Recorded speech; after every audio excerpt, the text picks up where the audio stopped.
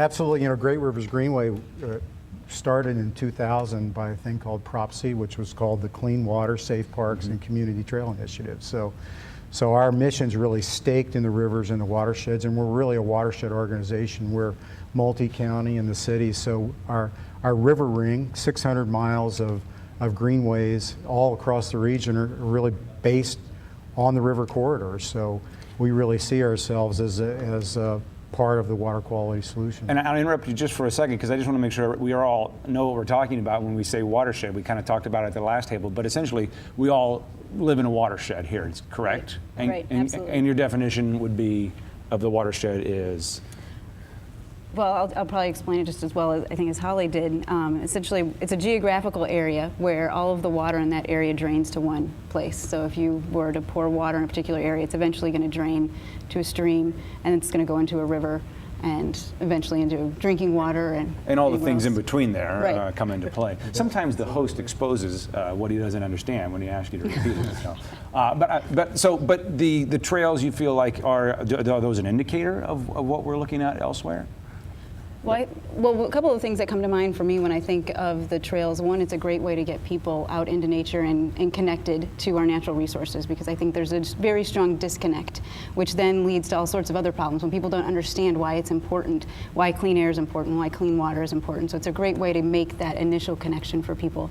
I think we have to look at when you're looking at these trails, the surface of the trails, the sort of fragmentation that happens where these go, there's a lot of things to consider in terms of how we interact with the environment.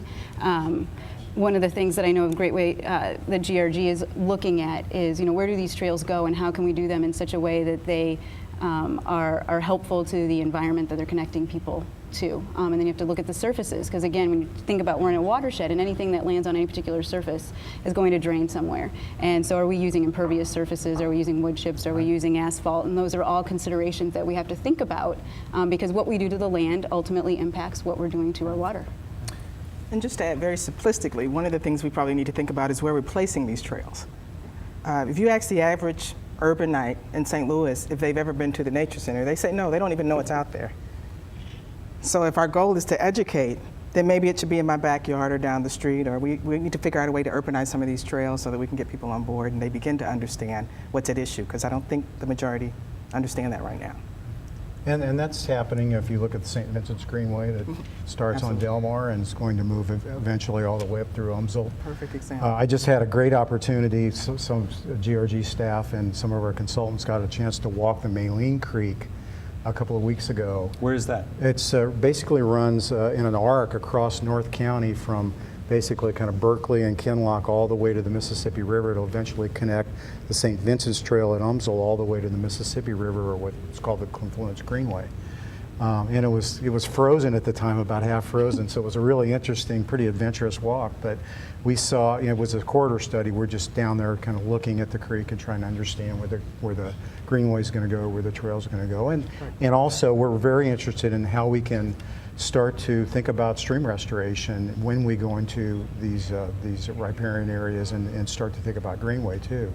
But we see all kinds of, the typical things that comes out of a stream clean, tires and hoses and all kinds of things in there. So it was a great opportunity to get down in there. But Heather's right. A lot of what we're trying to do with the Greenway is put people in nature up along the rivers. Steve Lafood earlier said that we turned our back on our river systems, and to a certain extent we have. And we hope in some ways that the Greenways, putting people out in nature and near the rivers, will create that awareness and really make people realize that the rivers have a great value from a recreation point of view, from a water quality point of view, the economy and we just heard we have the greatest technology in the world.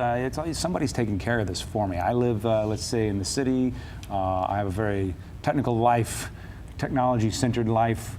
Why does this matter to me, to the rest of the folks who aren't really interested or have the time or the affluency to go hike on a trail? Well, I don't think it's the attitude that somebody else is taking care of it. I think it's the attitude that it's not a priority, it's not pressing. I drink water every day and I'm fine.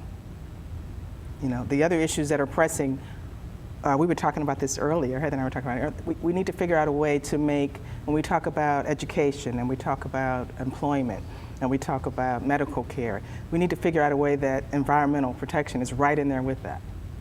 You know. And I would argue that environmental protection is really the foundation to a lot of those issues. You know, when you're talking about, it's not the environment or health, which one do you care about? They're intertwined. You know, what we do to our water ultimately becomes part of us.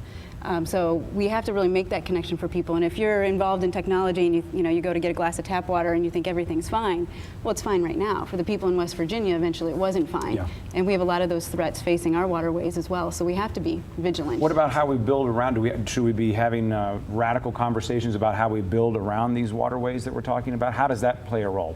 I've talked to people who get rather upset when someone uphill from them does some paving and the mud comes down the hill. I think we absolutely have to be thinking about those things. And I think especially when we look at our floodplains and our wetlands, every time we put a parking lot in one of those places, all we're doing is increasing the chance of flooding somewhere else.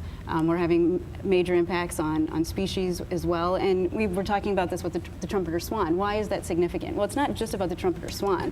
If the trumpeter swan is not coming, then that says something about our water. I mean, and everything, and again, it's that connection. When people think, oh, environmentalists only care about endangered species and cuddly creatures. Well, we care about those cuddly creatures because ultimately we care about long-term human health. They're And indicators. They're indicator species, absolutely. And so when our waters are impaired, when our waters are dirty and polluted, that impacts the species, and ultimately we know what's coming down the pipe for us. Quickly, should we be worried about our water here in St. Louis? Oh, absolutely. It's as Steve said, it's the basis of life. So we have to be concerned about it. Our economy, in many ways, is based on it.